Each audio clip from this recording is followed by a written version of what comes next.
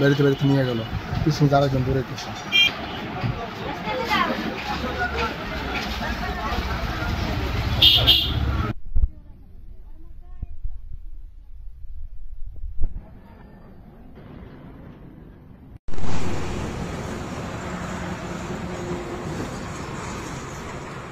তিনটার দিকে আমার দোকান ডাকাত হয়েছে।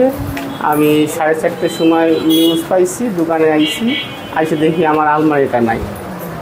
এখন আমি তো আলমারিতে মাল রাখি, আবার সিন্দুক রাখি, দুই জায়গায় রাখি, তো ওটা মিলাইতে হবে। কত হারাইছি এটা আমি এখন খুলি নিয়ে কিছু বলতে পারতেছি না।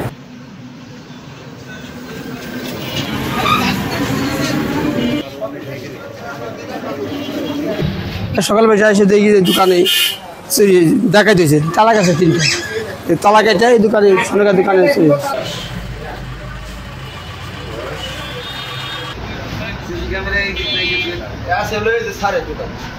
ভোর রাত্রে বাড়ি থেকে খবর পেলাম এখানে ডাকাতির মতো একটা ঘটনা ঘটছে।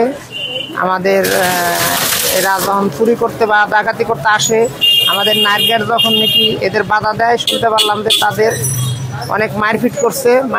মারপিট করার পরে তারা এখন 250 বেড হাসপাতালে ভর্তি আছে। তা এখন আমরা আসলে সবাই দোকানদার যারা একটু আতঙ্কিত।